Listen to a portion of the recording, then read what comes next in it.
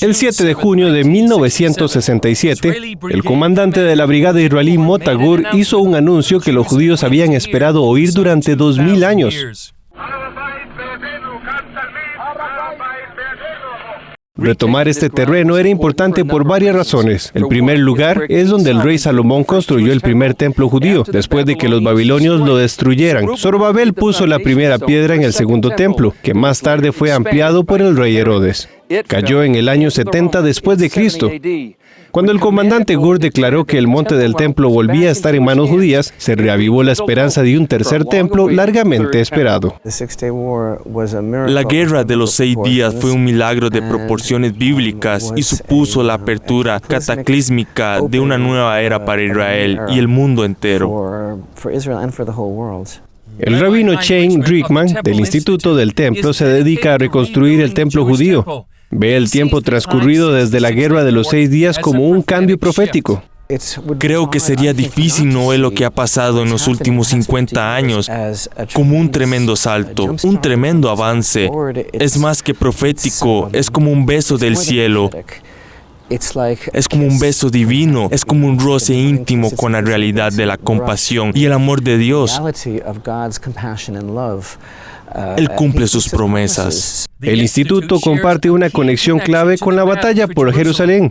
Su fundador, el rabino Yisrael Ariel, sirvió en la Brigada 55 de paracaidistas que capturó el monte del templo. Tras la victoria, un guía jordano les hizo una visita extraordinaria.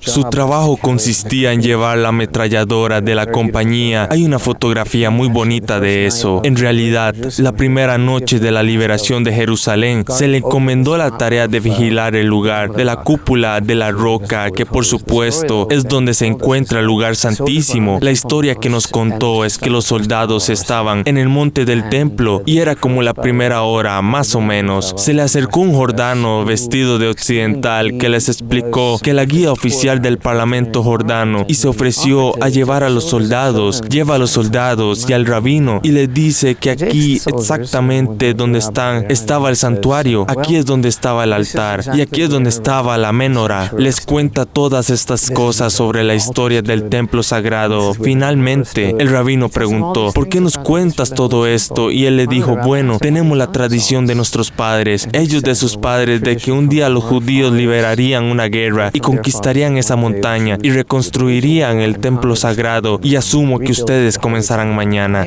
Quiero que esa sea mi parte en ayudarlos. ¿Cuál fue su reacción a esta historia? Bueno, supongo que estaban bastante sorprendidos, pero la conclusión es que en retrospectiva parece que no estábamos preparados. 50 años después, esto ha cambiado. El Instituto del Templo está preparando los planos y reuniendo los elementos oficiales del templo como las vestiduras sacerdotales. Drickman también está disipando mitos sobre el templo en el altavoz digital de hoy en día, YouTube. Let's start at the beginning. What was the Holy Temple really all about? Todo esto significa que hablar de reconstruir el templo ya no se considera una idea marginal.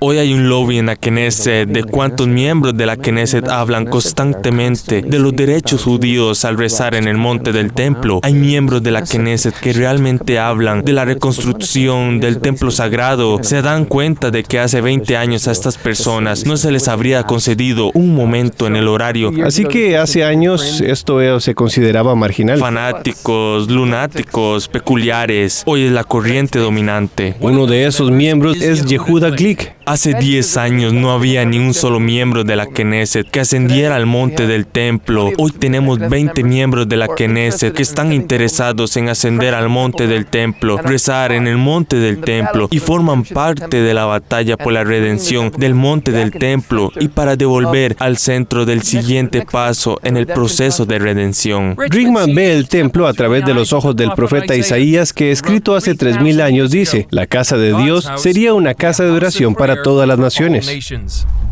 Espera un momento. Hay un descubrimiento más del que te queremos contar y es aún más importante. Se trata del plan que Dios tiene para tu vida.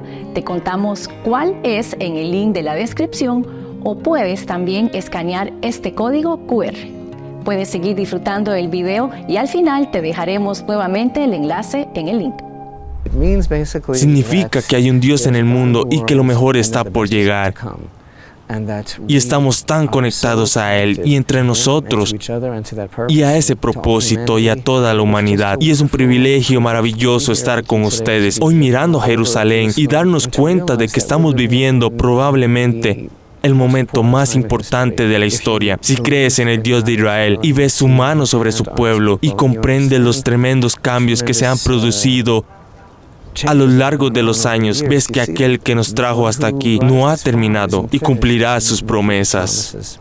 Chris Mitchell, CBN News, el monte del Templo, Jerusalén.